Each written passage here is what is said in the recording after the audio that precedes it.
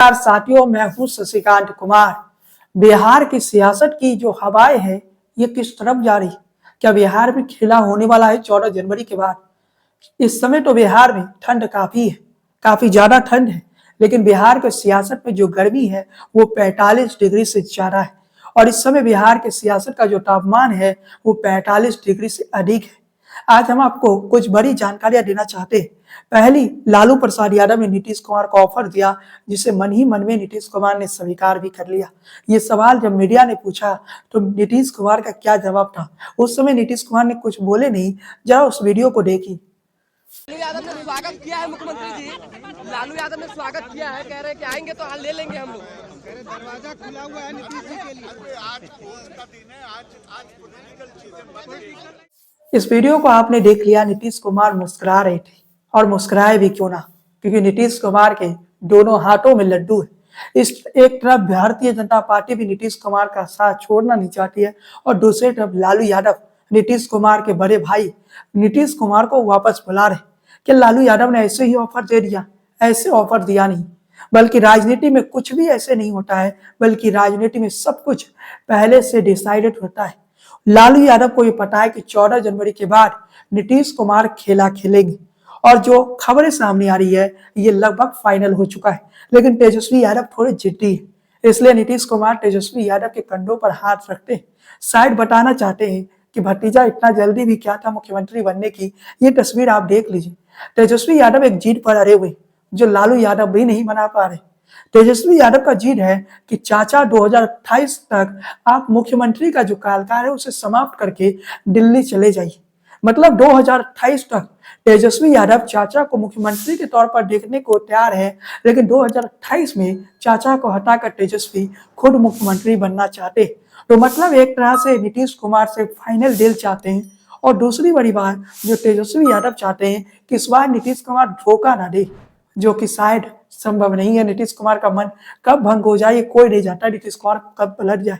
तो तेजस्वी यादव स्पष्ट तौर पे नीतीश कुमार को कह चुके हैं कि आपको हम 2028 तक कुर्सी पर रखेंगे, और 2028 के बाद तेजस्वी यादव का टास्कफोर्स ही हो और नीतीश कुमार ही करे। नीतीश कुमार ही बोले कि तेजस्वी यादव उनके उत्तराधिकारी है। नीतीश कुमार के जो कोर वोटर है कुशवाहा और कुर्मी, वो सारे वोट बैंक सीधे तौर पर तेजस्वी यादव के साथ ट्रांसफर हो जाए। इसके बाद तेजस्वी यादव ये भी चाहते हैं कि जब नीतीश कुमार रिटायर हो 2028 में राज्यसभा जाए, तो एक तरह से बिहार का जो गद्दी है वो तेजस्वी के हाथों में ना दे, बल्कि जनता दल यूनाइटेड के जो वोट बैंक है 15% वोट बैंक, वो सारे वोट बैंक तेजस्वी यादव के साथ हमेशा के लिए बना रहे। और इसलिए तेजस्वी यादव नीतीश को साथ लेना चाहते। नीतीश कुमार जब रिटायर हो तो तेजस्वी यादव चाहते हैं कि नीतीश उनके साथ रहकर रिटायर हो। भारतीय जनता पार्टी ये चाहती है कि नीतीश का रिटायरमेंट भाजपा के साथ हो, क्योंकि नीतीश का जो कोर वोटर है वो सीधे तौर पर भाजपा के साथ आ जाए। नीतीश कुमार के कोर वोटर बिहार में कौन है? तो नीतीश कुमार का कोर वोटर महिला वोटर है। नीतीश कुमार कुर्मी जाति से आते हैं। लव कुश का जो फॉर्मूला बिहार के सियासत में है वो नीतीश कुमार ने ही बनाया। तो लव कुश फॉर्मूले के अंतर्गत नीतीश कुमार को कुर्मी कुशवाहा वोट मिलता है। नीतीश कुमार कुर्मी जाति से आते हैं। लेकिन नीतीश कुमार का एक और वोट बैंक है, वो महिला वोट बैंक है। बिहार के जो महिला वोटर है वो एक तरफा नीतीश कुमार को मिलता है। बिहार की महिला वोटर किसी जाति या धर्म में नहीं बटती है, बल्कि वो नीतीश कुमार को चाहती है। और इसका बड़ा कारण ये है कि नीतीश कुमार ने बिहार में महिलाओं के उत्थान के लिए काफी काम किए। और आज की तारीख में बिहार में अगर महिलाओं को इतनी आजादी है तो वो नीतीश कुमार की देन है। और नीतीश कुमार ने जिस प्रकार से महिलाओं को स्वतंत्रता दी और महिलाओं के कल्याण के लिए जो काम नीतीश कुमार ने किए, उस काम के कारण नीतीश कुमार के साथ एक जाति की महिला नहीं है, बल्कि सभी जाति और धर्म की महिलाएं नीतीश कुमार के साथ है। मतलब नीतीश कुमार के कोर वोटर मानी जाती है। तो मतलब तेजस्वी ये चाहते हैं कि चाचा जब 2028 में राज्यसभा जाए, क्योंकि नीतीश कुमार खुद कह चुके हैं कि वो सब जगह जा चुके हैं, विधान परिषद भी रह चुके हैं, विधायक भी रह चुके हैं, सांसद भी रह चुके हैं, लेकिन कभी वो राज्यसभा नहीं गए। तो 2028 में जब नीतीश कुमार राज्यसभा चले जाए और 2029 में जब लोकसभा चुनाव होगा, देश में 19वीं लोकसभा चुनाव, तो पूरे कालकाल नीतीश कुमार राज्यसभा के सदस्य के तौर पर रहे। अगर इंडिया गठबंधन का उस समय बहुमत आ जाए तो नीतीश कुमार देश का प्रधानमंत्री भी बने। 2028 से केंद्र की राजनीति देखे, राज्य की राजनीति में ना रहे, ये तेजस्वी चाहते हैं। लेकिन इसके साथ ही आपको बताते चले कि बीजेपी से नीतीश कुमार का मुंह भंग क्यों हो गया। तो इसका पहला कारण जो है बीजेपी का उग्र हिंदुत्व। भारतीय जनता पार्टी जिस प्रकार से नारे लगा रही है कि बटोगे तो कटोगे, योगी आदित्यनाथ के वो नारे आप सुनते होंगे। नरेंद्र मोदी भी कई बार ये लगाते हैं कि हिंदुओं को बंटना नहीं चाहिए। नीतीश कुमार को इस बात का डर लगने लगा कि बिहार में 18% मुस्लिम वोटर है। 18% मुस्लिम वोटर आप मामूली मत समझिए। 18% मुस्लिम वोटर अगर एक तरफा तेजस्वी यादव के साथ चले जाता है तो फिर नीतीश कुमार का राजनीति खत्म हो जाएगा। नीतीश कुमार ये नहीं चाहते कि बिहार के सारे मुसलमानों का वोट अकेले आरजेडी के पास चला जाए, कांग्रेस के पास चला जाए। नीतीश कुमार के साथ जो पासमानदा मुसलमान जुड़े हुए हैं, जो पासमानदा मुस्लिम्स नीतीश कुमार पर विश्वास जताते हैं, उन मुस्लिमों को नीतीश कुमार नाराज नहीं कर सकते। भाजपा जिस प्रकार के नारे लगा रही है, बटोगे तो कटोगे, इस प्रकार के नारे से नीतीश कुमार से कहीं ना कहीं मुस्लिमों का मोह भंग हो रहा है। और नीतीश कुमार इतनी बड़ी संख्या में, जब 18% मुस्लिम आबादी है, इसे नीतीश कुमार छोड़ना नहीं चाहते। वक्त एक्ट में जिस प्रकार से बदलाव की बात कही गई और बदलाव की बात करने के कारण नीतीश कुमार का जो कोर वोटर माने जाता है पसमानदा मुस्लिम्स के कोर वोटर में मुस्लिम महिलाएं भी है और साथ में पसमानदा मुस्लिम्स भी है। पसमानदा मुस्लिम्स कहीं ना कहीं बीजेपी के इन एजेंडों से और हिंदुत्व के एजेंडों से खपा है और कहीं ना कहीं हिंदू और मुसलमान की राजनीति हुई तो नीतीश कुमार का साथ मुस्लिम्स नहीं देंगे। जिस प्रकार से जेडीयू के कुछ नेता ये कह रहे हैं कि मुसलमान हमें वोट नहीं दे रहे हैं, नीतीश कुमार मुसलमानों के लिए कर रहे हैं, लेकिन नीतीश कुमार ऐसा नहीं मानते। नीतीश कुमार आज भी कहते हैं कि मुस्लिम उन्हें वोट देते हैं। और मुस्लिमों के बीच भी आप चले जाइएगा, नीतीश कुमार से किसी में नाराजगी नहीं है।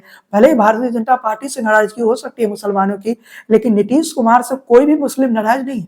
क्योंकि नीतीश कुमार ने जब बिहार में काम किया तो वो जाति देखकर काम नहीं किए, वो धर्म देखकर काम नहीं किए। नीतीश कुमार सबके लिए किए हैं। नीतीश कुमार का यही खासियत है कि बिहार के आप सबसे निचले तबके के व्यक्ति के पास भी जाइएगा, वो भी कहेंगे कि नीतीश कुमार ने हमारे लिए काम किया है। नीतीश कुमार जाति देखकर काम नहीं करते हैं, नीतीश कुमार धर्म देखकर काम नहीं करते। वैसे कोई भी नेता धर्म या जाति देखकर काम नहीं करते। भले वो चुनावी नारे कुछ भी दे दे, चुनाव में भले ही कुछ भी भाषण दे दे, हर नेता सभी धर्म और जाति के लिए करते हैं। लेकिन नीतीश कुमार की जो छवि है मुसलमानों के बीच बेटर है। नीतीश कुमार कभी एंटी मुस्लिम की छवि नहीं बनाना चाहते। वक्त एक्ट में ललन सिंह ने जोर सपोर्ट कर दिया, लेकिन नीतीश कुमार नहीं किए थे। नीतीश कुमार खामोश रहे थे और नीतीश कुमार कभी भी हिंदू मुसलमान जैसे विषय पर कभी भी नीतीश कुमार ऐसे कोई टिप्पणी नहीं करते जिससे विवाद बढ़े। तो सीधे शब्दों में समझ लीजिए कि भारतीय जनता पार्टी को हिंदुत्व से नीतीश कुमार परेशान हो चुके हैं। नीतीश कुमार नहीं चाहते हैं कि बिहार विधानसभा चुनाव के दौरान बटोगे तो कटोगे के नारा लगे और इस नारे से नीतीश कुमार के जो कोर वोटर मुस्लिम माने जाते हैं, पासमानदा मुस्लिम वोटर, वो भड़क कर तेजस्वी यादव के पक्ष में चला जाए। नीतीश ये नहीं चाहते। नीतीश सबके हैं, नीतीश सभी धर्मों के लिए काम करते हैं, ये मैसेज नीतीश कुमार देना चाहते हैं। अब दूसरा कारण जो नीतीश कुमार के मन में डर है, दूसरा डर ये है कि भारतीय जनता पार्टी इस समय जेडीयू के तोड़ने की षड्यंत्र कर रहा है। जेडीयू कैसे तोड़ा जाएगा? तो जेडीयू तोड़ने के लिए भारतीय जनता पार्टी ने संजय झा और ललन सिंह के जरिए जेडीयू तोड़ने की रणनीति भारतीय जनता पार्टी ने बना लिया। और ये बातें मैं कई बार वीडियो में बता चुका हूँ, कई वीडियो में बता चुका हूँ। तो नीतीश कुमार के मन में ये डर है कि अगर अक्टूबर नवंबर तक नीतीश कुमार साथ रहते तो क्या उतने समय तक जनता दल यूनाइटेड एक रह पाएगा? क्योंकि संजय झा और ललन सिंह तो दिल्ली में बैठकर भारतीय जनता पार्टी के लिए गेन कर रहे हैं। यूं कहे कि अमित शाह को नीतीश कुमार से मिलने का वक्त नहीं था जब नीतीश कुमार दिल्ली में थे, लेकिन वही अमित शाह संजय झा के घर पे जाके डिनर करते हैं। वही अमित शाह ललन सिंह से मिलने उनके घर पर जाते हैं। वही अमित शाह नीतीश कुमार को मिलने के लिए नहीं बुलाए। नीतीश कुमार जब दिल्ली दौरे पर गए, नरेंद्र मोदी ने भी समय दिया था, लेकिन नरेंद्र मोदी बिजी शेड्यूल होने के कारण नीतीश से नहीं मिले। उसके बाद जेपी नड्डा ने भी मीटिंग कैंसिल कर दिया जो मुलाकात का समय मिला था। और जेपी नड्डा को कोई राजनीतिक हैसियत नहीं है। लेकिन जब ये भी अजीब बात है कि नरेंद्र मोदी के पास नीतीश कुमार से मिलने के लिए समय नहीं रहता है, लेकिन एक पंजाबी गायक से मिलने के लिए नरेंद्र मोदी के पास काफी समय रहता है। ये अजीब परिस्थिति है। देश की राजनीति में जिस नीतीश कुमार के बैसाखियों पर मोदी जी सरकार चला रहे, उस नीतीश कुमार से मिलने के लिए नरेंद्र मोदी के पास समय नहीं है। अजीब परिस्थिति है बिहार की सियासत। जिस नीतीश कुमार के बैसाखियों से नरेंद्र मोदी की सरकार दिल्ली में चल रही है, उसी नीतीश कुमार से मिलने का समय नहीं है नरेंद्र मोदी के पास। ये अजीब परिस्थिति है इस समय देश में साथियों। इसके साथ ही अगला जो पॉइंट है वो भी काफी महत्वपूर्ण पॉइंट है। एक टेलीविजन चैनल के कार्यक्रम में जब अमित शाह जाते हैं तो वहां पर एक प्रश्न पूछा जाता है और प्रश्न ये, क्या नीतीश कुमार आगे भी बिहार के मुख्यमंत्री रहेंगे? तो उस कार्यक्रम में ये कहा, अमित शाह ये कहे कि ये विधायक दल के नेता संसदीय वोट तय करेगा कि बिहार का अगला मुख्यमंत्री कौन होगा। स्पष्ट तौर पे कहे तो एक टेलीविजन चैनल, वो भी नेशनल टेलीविजन चैनल पर अमित शाह ये कह रहे हैं कि नीतीश कुमार मुख्यमंत्री के चेहरा 2025 में नहीं होंगे, मुख्यमंत्री उम्मीदवार नहीं होंगे, मुख्यमंत्री के कैंडिडेट नहीं होंगे। अमित शाह ने स्पष्ट तौर पे कह दिया। मतलब सीधे तौर पर समझिए, जिस व्यक्ति ने 20 सालों से बिहार की राजनीति को कहीं ना कहीं नीतीश कुमार के इर्द गिर्द घूमती रही, नीतीश कुमार केंद्र बिंदु रहे, उसी नीतीश कुमार को अमित शाह ने एक झटके में कह दिया कि 2025 में जब विधायक चुन के आएंगे, वो विधायक तय करेंगे कि बिहार का अगला मुख्यमंत्री कौन होगा। मतलब अमित शाह के इस बयान के बाद सियासत का जो तापमान था वो काफी तेजी से बढ़ गया। अमित शाह ये क्या बोल गए? क्या अमित शाह को इस बात का एहसास नहीं हो गया कि नीतीश कुमार कोई एकनाथ शिंदे नहीं है जो आप चुनाव के बाद उन्हें एक डिप्टी सीएम बना दीजिएगा? नीतीश कुमार खपा हो गए और जब दिल्ली गए तभी पहले तो समय दिया गया था मिलने के लिए, बाद में मीटिंग कैंसिल कर दी। इससे भी नीतीश कुमार खपा हो गए। इसलिए जब पत्रकारों ने लालू के ऑफर पर पूछा तो नीतीश कुमार मुस्कुराए, क्योंकि डील तो फाइनल हो चुकी है। तेजस्वी थोड़ा जिद्दी है, लेकिन तेजस्वी भी मान जाएंगे। 14 जनवरी बीते, 14 जनवरी को मकर संक्रांति आने दीजिए, मकर संक्रांति के बाद खेला होने ही वाला है। 14 जनवरी के बाद कोई भी दिन ऐसा आ सकता है जब बिहार की सियासत में खेला हो जाएगा। बस इस बात को समझ लीजिए। अभी हमारे पास जो इंफॉर्मेशन आ रही है, जो कि काफी महत्वपूर्ण इंफॉर्मेशन है, भारतीय जनता पार्टी के जो मंत्री नीतीश सरकार में, उन सभी मंत्रियों के फाइल मुख्यमंत्री नीतीश कुमार चेक ही नहीं कर रहे, फाइल रोक दिए गए। इससे पहले नीतीश कुमार 1-2 मंत्रियों के फाइल रोके थे, लेकिन पहली बार ऐसा हो रहा है कि भारतीय जनता पार्टी के कोटे के सभी मंत्रियों के फाइल रोक दिए गए। किसी भी मंत्री के फाइल को नीतीश कुमार आगे बढ़ा ही नहीं रहे, नीतीश कुमार फाइल देख ही नहीं रहे। मतलब भारतीय जनता पार्टी के कोटे के सभी मंत्रियों के फाइल रोक दिए गए। भारतीय जनता पार्टी के सभी मंत्रियों के फाइल रोकने का राजनीतिक मायने क्या है, तो इस बार नजरिए से समझिए कि भाजपा के सभी मंत्रियों के अगर फाइल रोके गए तो इसका एकमात्र उद्देश्य होगा, वो उद्देश्य साथियों जान लीजिए, वो उद्देश्य यह है कि बिहार में खेला होने वाला है, बिहार में खेल होने जा रहा है, बिहार की राजनीति में भूकंप आने ही वाला है। बिहार की राजनीति में जो भूकंप आने वाला है, वो भूकंप कहीं ना कहीं सियासत का आप कह सकते हैं 360 डिग्री में बदल दिए जाएंगे। एबी डिविलियर्स क्रिकेट के ऐसे खिलाड़ी जो 360 डिग्री में शॉट खेल सकते हैं, तो राजनीति के एबी डिविलियर्स आप कह सकते हैं नीतीश कुमार को। नीतीश कुमार ने भाजपा के सभी मंत्रियों के फाइल रोक दी, किसी भी मंत्री के फाइल को नीतीश कुमार आगे नहीं बढ़ा रहे। और अपने जो अधिकारी है, उन अधिकारियों को नीतीश ने निर्देश दे दिया कि भाजपा के मंत्री के फाइल आए तो उस फाइल को काम मत करिए, तब तक मत करिए जब तक ये खरमास समाप्त ना हो जाए। खरमास के बाद तो बिहार के सियासत में खेला होगा और उस खेला में भारतीय जनता पार्टी का राजनीति एक झटके में समाप्त हो जाएगा। भाजपा ने जो सोचा नहीं वो बिहार की राजनीति में हो जाएगा। भारतीय जनता पार्टी ने जो सोचा नहीं नीतीश कुमार वो करने जा रहे हैं। भाजपा के सारे मंत्रियों के फाइल रोक दी। आगे बिहार की सियासत में जो तूफान आने वाले, उस तूफान से पहले नीतीश कुमार बेहद खामोश है। एक तरफ दिल्ली में ललन सिंह और संजय झा के जरिए अमित शाह जेडीयू तोड़ने की तैयारी कर रहे। नीतीश कुमार अंदर ही अंदर डरे हुए कहीं पार्टी ना टूट जाए, लेकिन नीतीश कुमार को लालू यादव की तरफ से ये भरोसा मिल गया है कि कुछ भी हो जाए, नीतीश कुमार का एक भी विधायक इधर से उधर नहीं जाएगा। ये लालू यादव ने भरोसा दिया है, इसके अलावा कांग्रेस पार्टी ने भी भरोसा दिया है। तब नीतीश कुमार एकदम शांत हुए और अपने फैसले पर डटे हुए हैं। और इसलिए जब छात्रों पर लाठीचार्ज होता है तो मल्लिकार्जुन खड़गे ने या प्रियंका गांधी ने कोई भी ऐसी टिप्पणी नीतीश कुमार के खिलाफ नहीं की जिससे नीतीश कुमार खपा हो, क्योंकि नीतीश कुमार तो गठबंधन बदलने वाले। लेकिन एक बात और महत्वपूर्ण हो जाता है साथियों, क्या नीतीश कुमार के पलटने के बाद बिहार में राष्ट्रपति शासन लग सकता है? हमारे पास जो इंफॉर्मेशन है उस इंफॉर्मेशन के माने तो नीतीश कुमार इस बार इस्तीफा नहीं देंगे। भाजपा के जो मंत्री हैं उन्हें आप कह सकते हैं बर्खास्त कर देंगे 2013 जैसा। लेकिन दूसरी खबर यह आई है कि नीतीश कुमार अगर इस्तीफा देते हैं तो उस परिस्थिति में बिहार में राष्ट्रपति शासन लगाया जाएगा। मतलब बिहार में राष्ट्रपति शासन भी लग सकता है और ऐसा परिस्थिति बिहार की सियासत में संभव है।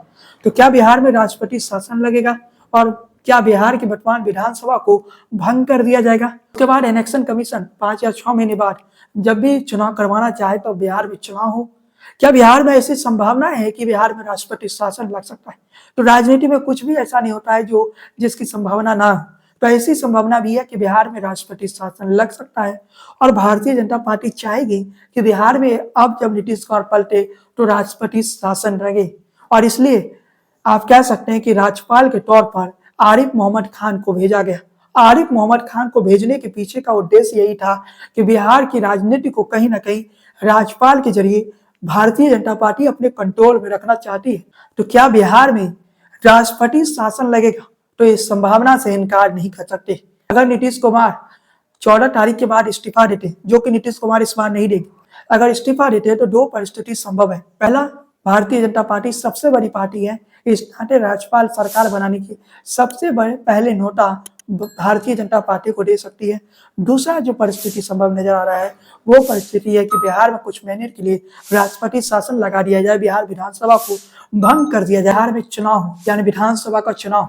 और बिहार विधानसभा का चुनाव भी ज्यादा महीना अब नहीं बचा है, जनवरी में हम आ चुके हैं, अक्टूबर नवंबर में, तो 6-7 महीना बचा ही हुआ है। और मान लेते हैं कि अभी जनवरी है, 14 या 15 जनवरी को नीतीश इस्तीफा देते हैं, बिहार में राष्ट्रपति शासन लग जाता है और बिहार का विधानसभा को भंग कर दिया जाता है। तो उसके बाद की परिस्थिति क्या होगी? तो मई या जून में चुनाव करवा लिया जाएगा, भाजपा को 3-4 महीने चुनाव की तैयारी करने का समय मिल जाएगा। जो नए राज्यपाल आए हैं आरिफ मोहम्मद खान, उनके जरिए भी थोड़ी राजनीति को बिहार में करवा दी जाए। आरिफ मोहम्मद खान के बिहार के हर, आप कह सकते हैं हर जिले में कोई ना कोई कार्यक्रम करवाया जाए और एक राज्यपाल के तौर पर आरिफ मोहम्मद खान बिहार घूमे। और इस नजरिए से आप कह सकते हैं कि राज्यपाल के जरिए बिहार में भारतीय जनता पार्टी सियासत करना चाहती है। आरिफ मोहम्मद खान को राज्यपाल बनाने के पीछे का एक बड़ा उद्देश्य ये भी है कि बिहार का सीमांचल का जो क्षेत्र है वहां पर मुस्लिम आबादी ज्यादा है, तो भारतीय जनता पार्टी कहीं ना कहीं मुसलमानों के बीच में एक चेहरा देना चाहती है। वो चेहरा है आरिफ मोहम्मद खान के तौर पे। आरिफ मोहम्मद खान जो राज्यपाल है, कहीं ना कहीं भारतीय जनता पार्टी ये बताना चाहिए, वो चाह रही है मुसलमानों को, जैसे हमने एपीजे अब्दुल कलाम को राष्ट्रपति बनाया, कल को ऐसा हो सकता है कि आरिफ मोहम्मद खान को भी राष्ट्रपति बना दे। इसलिए आरिफ मोहम्मद खान के ही नाम पर आप हमें वोट दे दीजिए। राज्यपाल का राजनीति से कोई लेना देना नहीं होता है, लेकिन भाजपा के राज में कुछ भी संभव है। तो आरिफ मोहम्मद खान के जरिए भी भाजपा मुसलमानों को के वोटों को अपनी तरफ लाना चाहती है। लेकिन दूसरी परिस्थिति ये है कि भारतीय जनता पार्टी इस बार जब नीतीश कुमार के बिना चुनाव लड़ेगी तो भारतीय जनता पार्टी तो एनआरसी की भी बात करेगी, एनआरसी और यूनिफॉर्म सिविल कोड की, तो उससे तो मुस्लिम नाराज ही होंगे। लेकिन आरिफ मोहम्मद खान काफी बेहतर संविधान के जानकार भी माने जाते हैं, तो भाजपा ये जानती है कि अगर आरिफ मोहम्मद खान बिहार में रहते, नीतीश पलटते हैं, तो उस परिस्थिति में भाजपा सीधे राज्यपाल के जरिए बिहार में शासन कर सकती है। बिहार में कुछ समय के लिए राष्ट्रपति शासन लगा दिया जाए और इसके बाद भारतीय जनता पार्टी को तो लाभ ही है और भाजपा इसी लाभ के लिए इस प्रकार की हरकत कर रही है कि आरिफ मोहम्मद खान को बिहार में फटाफट भाजपा भेज दी। जैसे ही पता चला नीतीश कुमार ऐसा कोई खेला खेलने वाले, यानी भारतीय जनता पार्टी ने पूरा प्लानिंग कर लिया कि जैसे नीतीश इस्तीफा देंगे बिहार में राष्ट्रपति शासन लगे, या फिर कुछ ऐसी परिस्थिति राजभवन के दखलंदाजी के बाद हो जाए कि सबसे बड़ी पार्टी होने के नाते भाजपा को सरकार बनाने का नोटा मिले और भाजपा के पास भले ही नंबर गेम में भाजपा पीछे रह जाए, 4 या 5 दिनों के अंदर भारतीय जनता पार्टी एक मुख्यमंत्री तो बिहार को दे देगा और वो मुख्यमंत्री भले 4 दिनों की सरकार चलाए, भले 5 दिन तक सरकार चलाए। पहली बार नीतीश कुमार भी तो 6 या 7 दिनों के मुख्यमंत्री बने थे ना। तो भारतीय जनता पार्टी भी कुछ वैसे ही राजनीति करना चाहती है। बिहार के लोगों को, बिहार की जनता को भाजपा अपना मुख्यमंत्री का चेहरा देना चाहती है। और ये कैसे हो सकता है? नीतीश कुमार जैसे इस्तीफा दे, राजभवन फौरन दखलंदाजी करे और भारतीय जनता पार्टी को सरकार बनाने का न्योता भी दे दे। आरिफ मोहम्मद खान संविधान के जानकार है, मजे हुए राजनेता भी है, तो आरिफ मोहम्मद खान के जरिए भाजपा बिहार में कहीं ना कहीं अपने मुख्यमंत्री बनाने का सपना पूरा करना चाहती है। भाजपा लगभग सारी हिंदी प्रति के राज्यों में मुख्यमंत्री बना चुकी है, लेकिन बिहार ही वो राज्य है जहां भारतीय जनता पार्टी आज तक अपना मुख्यमंत्री नहीं दे पाई। तो 2025 वो साल हो सकता है अगर नीतीश कुमार इस्तीफा देते, क्योंकि राजभवन की इस खेल का पता नीतीश कुमार को भी है और इसलिए नीतीश कुमार इस बार इस्तीफा नहीं देंगे, भाजपा कोटे के सभी मंत्रियों को बर्खास्त कर देंगे और जेडीयू के जो मंत्री है वो सरकार में बने रहेंगे। उसके बाद जब सदन में बहुमत परीक्षण की बारी आई तो तेजस्वी यादव और कांग्रेस को मिलाकर नीतीश कुमार आसानी से बहुमत अपना बता सकते हैं और नीतीश कुमार मुख्यमंत्री ही रहेंगे, डिप्टी सीएम बदल जाएगा, तेजस्वी यादव बिहार के अगले डिप्टी सीएम बन जाए। उसके बाद ये परिस्थिति हो सकता है कि जो भी मंत्रालय वर्तमान में बीजेपी के पास थे वो सारे मंत्रालय राजद के पास चले जाए। कांग्रेस पार्टी, कल के वीडियो में मैंने बताया था कि कांग्रेस पार्टी मंत्रिमंडल में शामिल नहीं होगी, वो चुनाव के बाद होगी। मतलब सीधे शब्दों में समझ लीजिए, खेल के सारी रणनीति तैयार कर लिया गया खेल पूरी तरह से तैयार हो चुका है। अब फैसला नीतीश कुमार को लेना है कि नीतीश कुमार कौन से मुहूर्त होगा जब नीतीश कुमार भाजपा कोटे के सभी मंत्रियों को बर्खास्त करेंगे और तेजस्वी यादव को शपथ दिलाएंगे और सरकार में शामिल करेंगे, जिससे राजभवन को कोई खेल खेलने का मौका ही ना मिले। क्योंकि इस समय अगर नीतीश कुमार इस्तीफा देते हैं तो राजभवन के जरिए भारतीय जनता पार्टी खेल जोड़ खेलेगी।